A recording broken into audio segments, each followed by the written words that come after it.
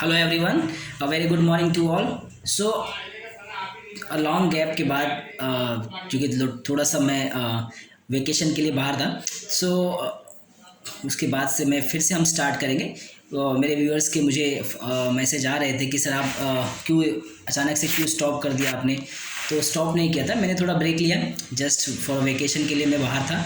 सो अभी वापस आने के बाद हम फिर से स्टार्ट करेंगे एंड डेफिनेटली मैं कोशिश करूँगा कि मैं जो भी केसेस है मैं उसको जल्दी जल्दी आपको पोस्ट करूँ। वीकली या 8 डेज़ में एक केस मैं आपको कोशिश करूँगा पोस्ट करने की। तो ये केस एक लेडी का है।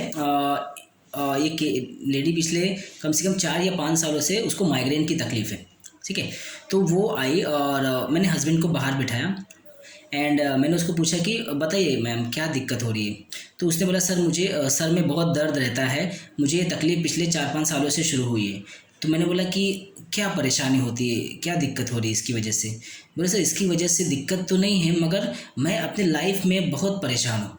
तो मैंने बोला क्या परेशान हो, किस बात की परेशानी है। बोले सर मुझे ना अपने हस्बैंड पे बहुत गुस्सा आता है, उनको उनको देखती हूँ ना तो मुझे बहुत चिढ़ मचती है और ये उनकी वजह से ये मुझे हेडेक होता है। तो मुझे उनको मतलब इतना उनको देख के गुस्सा आता है, चिड़चिड़ा मद मचता है उनको देख के। तो मैंने बोला ऐसा क्या हो गया, मतलब उनको देख के गुस्सा क्यों आ रहा है आपको, क्या दिक्कत हो गई, क्या किया उन्होंने। बोले सर उनकी वजह से ही तो आज हमारी ज़िंदगी ऐसी चल रही है। ठीक है, अच्छा खासा वो उनका कमाने का था, उनका एक काम था। तो जब पैसा अच्छा आ रहा था तो उन्होंने बिना बिना देखे उन्होंने पैसा अपने भाइयों में, अपने फैमिलियों में इन्वेस्ट कर दिया। उन्होंने बच्चों के लिए कुछ नहीं रखा, मेरे लिए कुछ ये नहीं किया। आज जब हालत जब एकदम ख़राब हो गई, जब बिज़नेस एकदम कम चलने लगा है तो फिर पैसा आना बंद हो गया है। तो जो जिनका उन्होंने मदद किया था वो उनके साथ दे ही नहीं रहे। और उन्होंने कुछ पैसे उधार भी दिए थे तो वो पैसे भी वापस से तो मिले नहीं। तो मैंने उनको पहले भी मना किया था कि ये सब मत करो, वापस मिलने वाला नहीं है, ये सब कोई फ़ायदा नहीं है। ठीक है, बाद में कोई काम नहीं आएगा। आप अपने अपने लिए या अपने बच्चों के लिए या हमारे लिए कुछ पैसे छोड़ के रखो, मतलब इन्वेस्ट करके रखो या कहीं बचा के रखो ताकि आगे चल के काम आए। तो आज मुझे एक एक पैसे के लिए मोहताज होना पड़ रहा है, तो मुझे दिन रात ये चिंता रहती है कि पैसे कहाँ से आएंगे। अभी बच्चों का फ़ीस है, उनका स्कूल फ़ीस भरना है, मेरे 2 बच्चे हैं। ठीक है, उनका भी आगे का भविष्य देखना है। तो कंटिन्यूस में पैसे कैसे बचाऊँ, पैसे कैसे कहाँ से लाऊँ, मैं क्या काम करूँ। तो मैंने भी एक काम शुरू कर दिया है, एक सिलाई का काम मैंने थोड़ा सा स्टार्ट किया है सीखना। अभी तो फ़िलहाल मैं सीख रही हूँ, तो मैंने सोचा कि मैं भी थोड़ा सा ये करूँ, मगर मेरे दिमाग में कंटिन्यूस वो रहता है कि कैसे कहाँ से पैसे मैं अरेंज करके रखूँ।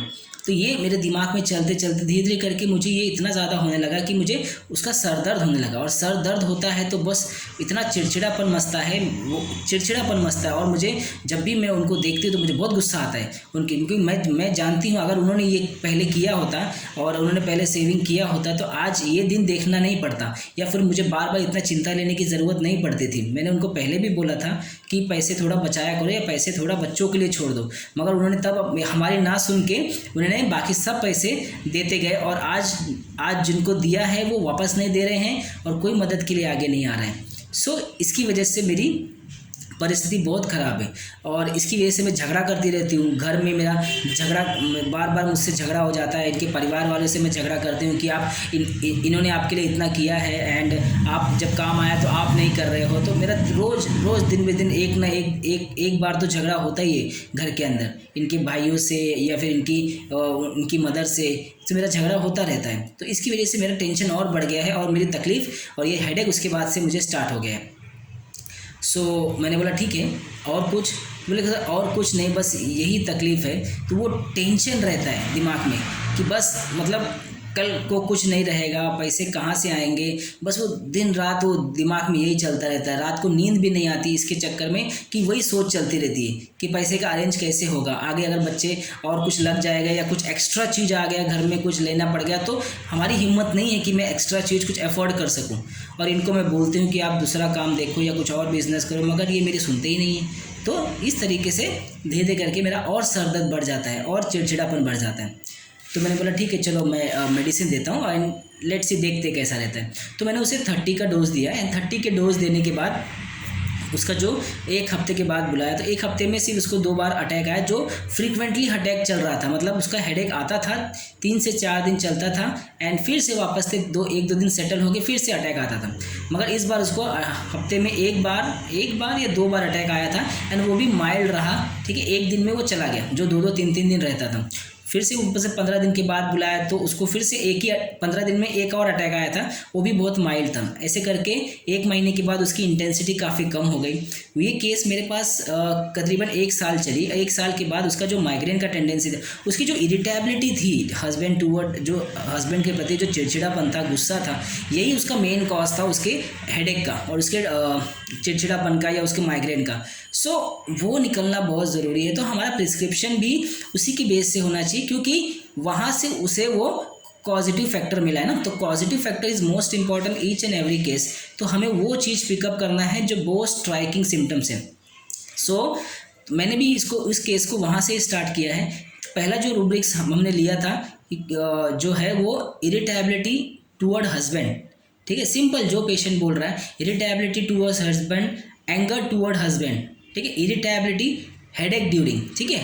हेडेक होता है तो चिड़चिड़ा मचता है। एंड 4th पॉइंट इज क्या क्वेरलसम विद हर फैमिली। तो वो क्या करती, वो उस तरीके से वो क्या करती, वो वापस नहीं मिला पैसा या उसके साथ बर्ताव हस्बैंड के साथ नहीं किया, इसलिए वो क्या करती, झगड़ा करती फैमिली के साथ कि यार तुम उसके साथ ऐसा क्यों कर रहे हो, उसने पैसा दिया उसको वापस दे दो। तो वो दिन भर इसके दिमाग में यही चलता। तो quarrelsome with her family and anxiety money matter about, this is most important rubric in this case. जो कंटिन्यूस वो वही सोच रही है कि वो पैसे अरेंज कैसे करे। उसके दिमाग में ये है कि आगे चल के अगर पैसे की ज़रूरत पड़ गई तो वो कहाँ से लाएगी, अगर कोई एक्स्ट्रा चीज़ आ गई तो वो कैसे मैनेज करेगी। तो उसके दिमाग में कंटिन्यूस रात को वही सोचती है, इसलिए उसको नींद नहीं आती है। तो एंजाइटी मनी मैटर अबाउट, तो उसके ईच एंड एवरी वर्ड्स के अंदर आपको दिखेगा कि वो हर चीज़ का टेंशन इसलिए रही क्योंकि हस्बैंड ने पहले उसकी सुनी नहीं, और अगर पहले उसका सुना होता तो आज वो इस तरीके से लैंड नहीं करती, बिकॉज उसने सारा पैसा उसने बांटने में लगा दिया और उसने कुछ रखा नहीं। और जब से ये तकलीफ हो गई, बीच में लॉकडाउन हो गया था, तो उसके बाद से तो और परिस्थिति खराब हो गई। तो ये जो रूब्रिक है एंजाइटी मनी मैटर अबाउट, उसके फील के साथ हमेशा आपके इसमें चल रहा है कंटिन्यूस। तो वो सोते जागते खाते पीते कैसे, इसलिए उसने क्या किया, सिलाई का काम चालू कर दिया, सीखने का चालू कर दिया, ताकि वो सिलाई कर सके और खुद भी अर्न कर सके। तो ये उसी के इर्द गिर्द जो ये पूरा केस है, ये एंजाइटी मनी मैटर। और क्यों एंजाइटी मनी मैटर, बिकॉज उसका जो इरिटेबिलिटी है, उसका जो एंगर है, उसका जो प्रॉब्लम है वो किससे रिलेटेड है, वो हस्बैंड से रिलेटेड है। तो हस्बैंड, उसका जो मेन कॉज है वो हस्बैंड है। तो हमारा जो रूब्रिक सिलेक्शन है वो भी हमें उसके ऊपर से ही लगाना है, तब जाके वो मेडिसिन परफेक्ट सिमिलिमम बैठेगी। सो ये रूब्रिक लगाने के बाद मैंने उसे डल्का मारा 30 दिया। डल्का मारा 30 देने के बाद उसकी इंटेंसिटी, उसका ड्यूरेशन जो माइग्रेन का था वो कम होते गया एंड धीरे धीरे करके वो टोटली फ्री हो गई। और उसका जो बिहेवियर था टूवर्ड हस्बैंड वो भी काफ़ी चेंज हो गया। उसके हस्बैंड ने मुझे बताया था आके कि सर उसका जो आपने जो दवा दिया था उससे उसका चिड़चिड़ापन, गुस्सा भी काफ़ी कम हो गया। जो मेरे को देख के वो हर बार मुझसे झगड़ा करती और मुझ पे गुस्सा करते थे कि तुमने ये क्या किया, तुम्हारी वजह से आज ये तकलीफ हो देखना पड़ रहा है। और तो मैं उसे बार बार समझाता था कि कोई बात नहीं, मैं फिर से कोशिश करूँगा, हो जाएगा, मगर वो समझने को तैयार नहीं थी। Now she can understand. जब मैं बोलता हूँ, अब मैंने भी थोड़े काम साइड बाय साइड स्टार्ट किया है। Now totally she started cool down, वो अभी वो काफ़ी हद तक कंट्रोल में आ गई है। तो ढलका मारा ने 30 देने के बाद मुझे सिर्फ बीच में एक 6-7 मंथ के बाद मैंने उसे एक अटैक आया था, ठीक है। तो उसको ज़्यादा था, तो मैंने उसको वाटर में वापस से एक बार रिपीट किया था। हाफ कप में एक पिल्स डाल के मैंने उसको बोला था कि आप उसको स्टर करके ले लो। एंड उसके एक डोज के बाद फिर उससे उसको हेडेक नहीं हुआ एंड मेडिसिन वो मैंने स्टॉप कर दिया। तो ये केस डल्का मारा 30 देने के बाद ये लेडी का माइग्रेन क्योर हो गया। तो ये सेम केस मेरे पास एक डॉक्टर ने मुझे फ़ोन किया था कि किसी लेडी को नी जॉइंट पेन है and same condition was that कि उसका भी जो इरिटेबिलिटी, उसका जो एंगर है ना डल्का मारा का, वो हस्बैंड के प्रति रहता है कि बिकॉज हस्बैंड का कुछ ऐसा बर्ताव रहता है या उसकी कोई कॉज रहता है जिसकी वजह से वो उसका इरिटेबिलिटी उसके हस्बैंड पे निकलता है, ठीक है, डलका मारा। तो ये जो उस डॉक्टर ने कॉल किया, मुझे सेम सिचुएशन बताई कि सर उसका हस्बैंड से जमता नहीं है, उसको हस्बैंड को देख के बहुत गुस्सा आता है, उसको चिड़चिड़ापन मचता रहता है और उसे पैसे की बहुत चिंता रहती है। अगर आप 3 रूब्रिक भी डालोगे ना, एंगर हस्बैंड अबाउट टूवर्ड और इरिटेबिलिटी हस्बैंड टूवर्ड और एंजाइटी मनी मैटर अबाउट, तो आपके सामने सिर्फ डलका मारा आता है। मैंने उनको बोला था कि आप इसे डलका मारा 30 दीजिए, एंड डलका 30 देने के बाद 10 डेज़ में डॉक्टर साहब ने बताया था कि सर उसका नी जॉइंट पेन जो मैंने 3-4 मेडिसिन देने के बाद भी नहीं कम हुआ था, एंड उसके बाद वो टोटली उसका काफ़ी कम हो गया, वो काफ़ी रिलीफ बोल रही है अभी, पहले से काफ़ी अच्छा है। ठीक है, तो ये 3 रूब्रिक का जो सेट है ना, because of anxiety money matter about, anger husband toward और इरिटेबिलिटी हस्बैंड टूवर्ड, ये 3 रूब्रिक का जो सेट है इस केस में भी है, और जो डॉक्टर ने मुझे फ़ोन किया था उस केस में भी ये 3 रूब्रिक अप्लाई करके मैंने डलका मारा प्रिस्क्राइब किया था, एंड उसके बाद उनका नी जॉइंट पेन भी काफ़ी कम हो गया था। ठीक है, सो अभी हम नेक्स्ट वीडियो में मैं ज़रूर जल्दी आपके साथ एक केस और इंटरेस्टिंग केस शेयर करूंगा।